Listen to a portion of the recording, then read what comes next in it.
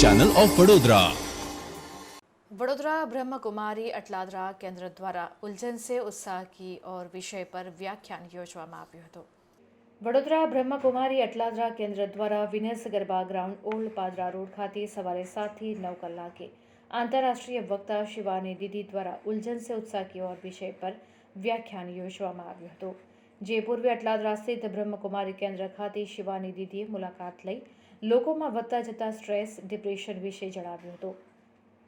રાષ્ટ્રીય વક્તા શિવાની દીદીએ જણાવ્યું હતું કે છેલ્લા 25 વર્ષોમાં ટેકનોલોજી અને ઘણા બધા કન્ટેન્ટ આવ્યા છે, પરંતુ પહેલાં એવા કન્ટેન્ટ આવતા હતા કે પરિવારો સાથે બેસીને જોઈ શકતા હતા। અત્યારે પરિવાર સાથે બેસીને જોઈ નથી શકાતું। 25 થી 30 વર્ષ પહેલાં સ્ટ્રેસ શબ્દ પણ ન હતો, ફક્ત ફિઝિક્સમાં બોલાતા હતા, પણ આજકાલ શાળાના વિદ્યાર્થીઓને પણ ડિપ્રેશન આવી જતું હોય છે। પહેલાંના સમયમાં કેન્સર પણ ખૂબ મોટી બીમારી ગણાતી હતી, પરંતુ અત્યારે તો ઘણા બધા લોકોને કેન્સર, ડિપ્રેશન, સ્ટ્રેસનો ભોગ બનતા ગયા છે। દર 5માંથી 1નું માનસિક સ્વાસ્થ્ય ખરાબ નીકળે છે। પહેલાંના સમયમાં છૂટાછેડા નહોતા થતા, સંયુક્ત કુટુંબમાં લોકો રહેતા હતા, પણ અત્યારના જમાનામાં લોકો ન્યુક્લિયર અને હવે ધીરે ધીરે સિંગલ પેરેન્ટ બની રહ્યા છે। જેથી આપણે આપણા સંસ્કારથી સંસાર બનાવવો જોઈએ। સફળતા ત્યારે જ આવશે કે જ્યારે આપણે પરિવાર, સ્વાસ્થ્ય અને સાથે રાખીને ચાલીશું। संस्कारों की नगरी अर्थात जहाँ हर आत्मा के शुद्ध, पवित्र, श्रेष्ठ संस्कार हो। इन्हीं संस्कारों की तो ज़रूरत है भारत को फिर से स्वर्णिम भारत आने के लिए। तो आज सुबह हम सब हज़ारों की संख्या में इकट्ठे हुए थे इस पर डिस्कस करने के लिए कि कैसे हमारे संकल्पों से जीवन में सिद्धि आती है, कैसे कोई हमारे साथ अगर सही व्यवहार नहीं भी करता लेकिन हमारा संस्कार है उनको दुआ देकर, उनके लिए अच्छा सोचकर, खुद को बचाकर उनकी भी शक्ति बढ़ाना।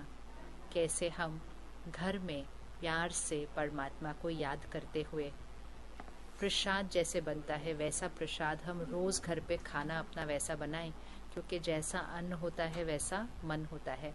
तो हर घर की रसोई में अगर भगवान को याद करते हुए, श्रेष्ठ संकल्प खाने में मिक्स करते हुए, ऐसा याद करते हुए अगर खाना बनेगा तो हर घर के जो मन है वो शक्तिशाली बन जाएंगे, बच्चों के जो मन है वो शक्तिशाली बन जाएंगे।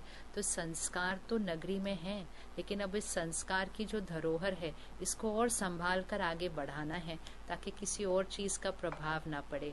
तो उसके लिए हर रोज़ धन श्रेष्ठ कर्मों से कमाया जाए, अन्न परमात्मा की याद में बने।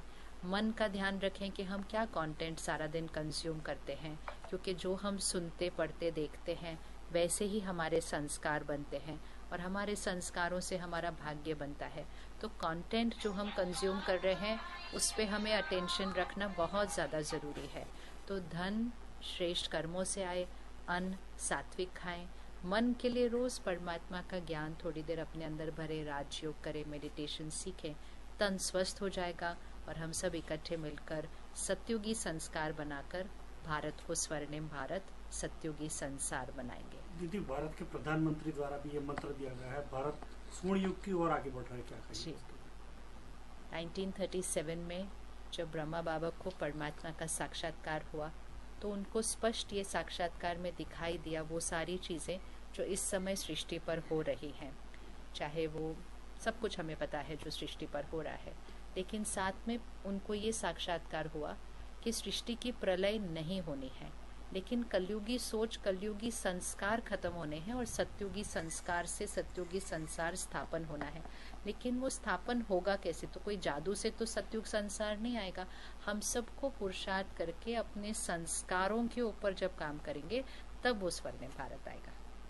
यदि खासकर यदि बात करें कि पेरेंट्स की बात करते हैं तो अभी जो बच्चे हैं वो तो उतनी समझदारी होती नहीं, वो एक्टिव होते हैं, तो उनके लिए आज का जो कार्यक्रम था वो क्या बोधपाठ ले सके और क्या अपने बच्चों को बता सके? देखो, बच्चे अपने घर के वातावरण में ही पलते हैं और आजकल आसपास भी संग भी, एक्चुअली फ़ोन और टीवी का संग सबसे ज़्यादा आज प्रभाव डाल रहा है और उसी का प्रभाव बच्चों पर पड़ रहा है और फिर बच्चों का प्रभाव एक दूसरे पर पड़ रहा है।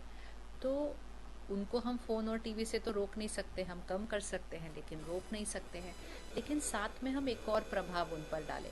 अगर घर पे माता पिता थोड़ी देर भी आध्यात्म की तरफ अपना झुकाव रखें, हर रोज़ वो महावाक्य वो अध्ययन करें, तो वो घर की वाइब्रेशन में आ जाता है। हर रोज़ सुबह थोड़ी देर मेडिटेशन करें, योगा करें, प्राणायाम करें, घर की वातावरण में आ जाता है। और इसकी सबसे अच्छी शुरुआत तो तब होती है जब बच्चा गर्भ में होता है। तो हम गर्भ संस्कार के रूप में ही उसको मेडिटेशन, योगा, प्राणायाम, सात्विकता अगर गर्भ में ही डाल दिया तो वो तो जीवन भर का उसका संस्कार बन जाता है। लेकिन अभी कोई बात नहीं, इवन अगर बच्चा बड़ा हो गया है, बच्चे के ऊपर घर का वातावरण और माता पिता के संस्कार का सबसे ज्यादा प्रभाव पड़ता है। तो किसी भी आयु का बच्चा हो, अगर माता पिता परिवर्तन लाते हैं तो बच्चे पर उसका प्रभाव निश्चित होता ही होता है। खास करके आपने बात की है, जैसे आपके प्रवचन में भी आपने बताया है कि क्षमा करनी चाहिए, लेकिन आपने दूसरा भी ये बताया कि आज कलयुग भी है, तो कलयुग में क्षमा करने के लिए लोग